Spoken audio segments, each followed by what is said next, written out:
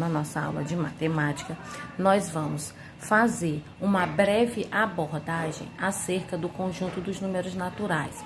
Conjunto esse que nós estávamos revisando, na verdade, quando nós tivemos que parar. O que são números naturais? São números, como o próprio nome diz, que surgiram naturalmente, surgiram mediante a necessidade de contar, de se organizar.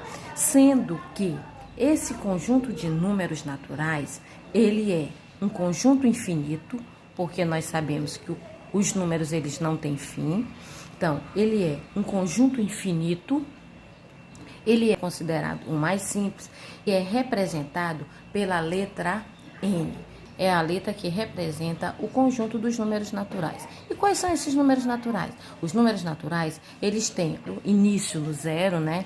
0, 1, 2, 3, 4. E eles são infinitos, porque eles não têm fim. O conjunto dos números naturais, nós temos o menor número natural. Nós podemos identificar perfeitamente o menor número, mas nós não temos como identificar o maior. Então, o menor número natural é o zero.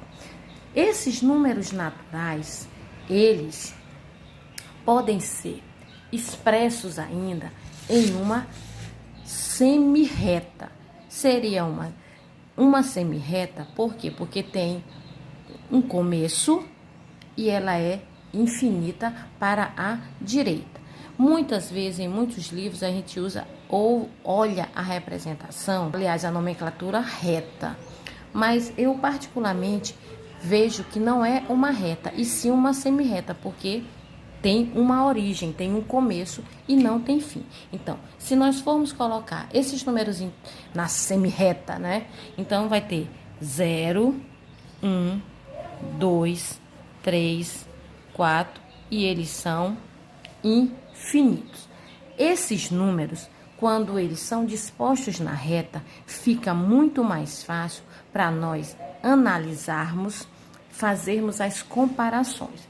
Olha só, por exemplo, se eu quero comparar esses números, ó, o 0 e o 1, eu posso, olhando na reta, eu vejo que o 1, ele está à direita do 0. Como ele está à direita do 0, ele é maior do que 0.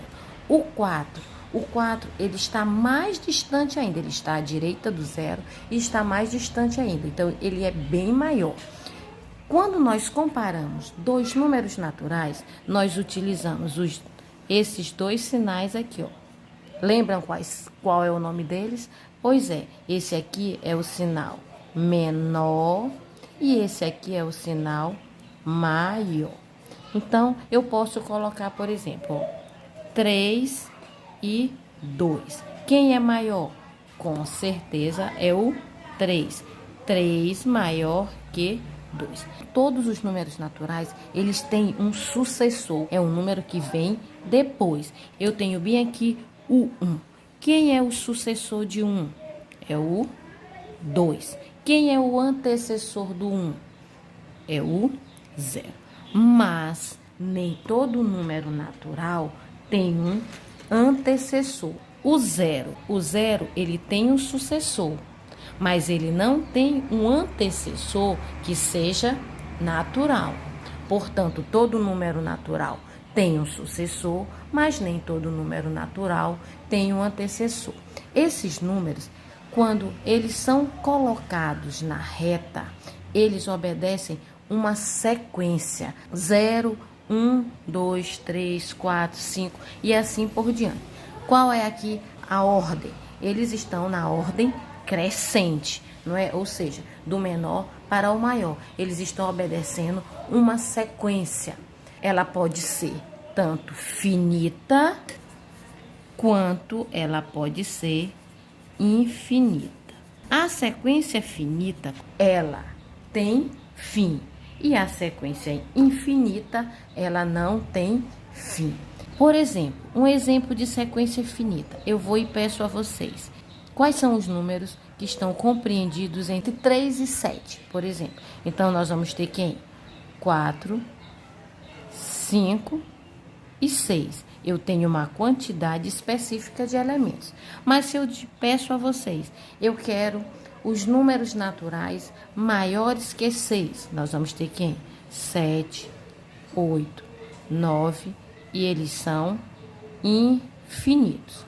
Esses números que estão aqui, que formam essas sequências, são números também naturais, que ao serem colocados nas retas, como já mencionado anteriormente, 0, 1, 2, 3, 4, 5, 6, 7, 8 e assim por diante. Eu posso tirar dessa reta algumas sequências. Sequências essas que elas irão obedecer a um determinado padrão. Olha só, eu quero o 3. Se em uma sequência, por exemplo, aí eu vou e coloco aqui, eu tenho 3, tenho 6, tenho 9 e tenho 12.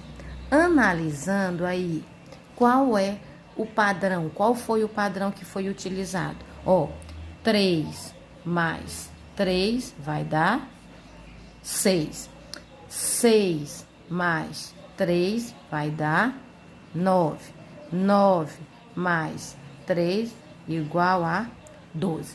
Portanto, nesse caso aqui, essa sequência ela é infinita e o padrão o que é utilizado aqui é o número natural adicionado a 3 unidades. Continuando. Esses números naturais, quando eles obedecem essa sequência, como já foi falado, finita ou infinita, nessas sequências que nós podemos perceber é que esses conjuntos menores aqui que são formados, eles são justamente elementos que foram tirados de onde? Do conjunto maior, que é o conjunto dos números naturais. Quando nós pegamos elementos de um conjunto maior e montamos conjuntos menores, nós vamos ter o que nós chamamos de quê? Vocês lembram? Não? Não acredito. Pois é, nós vamos ter o que nós chamamos de subconjuntos. Vocês lembram o que é um subconjunto? Lembraram? Pois é, subconjunto é um conjunto que está contido em um outro conjunto maior, utilizando ainda os números na semirreta: 0, 1, 2, 3, 4, 5, 6, 7, 8. E eles são infinitos. A partir desses números dispostos nessa semirreta, nós vamos, a partir de agora, retirar, montar alguns conjuntos menores, justamente com elementos desse conjunto maior, que é o que nós chamamos de subconjunto. Olha só, N, índice P, números naturais pares. Na semirreta, se nós formos pegar aqui, nós vamos ter quem? 0, 2, 4, 6, 8 e eles são infinitos. Todos estes números aqui, eles estão aqui no conjunto maior, que é o conjunto dos números naturais.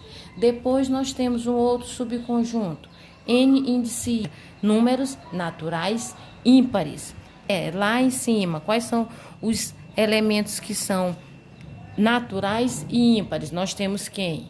O 1, o 3, o 5, o 7, o 9 e são infinitos.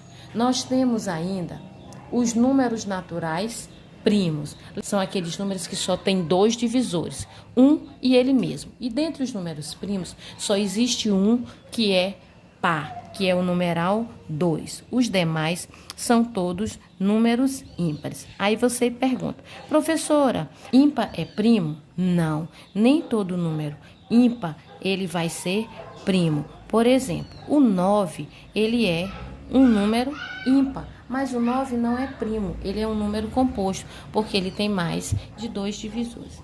E nós temos o outro subconjunto, que é o conjunto dos números naturais não nulos. São todos os números naturais, com exceção do 0.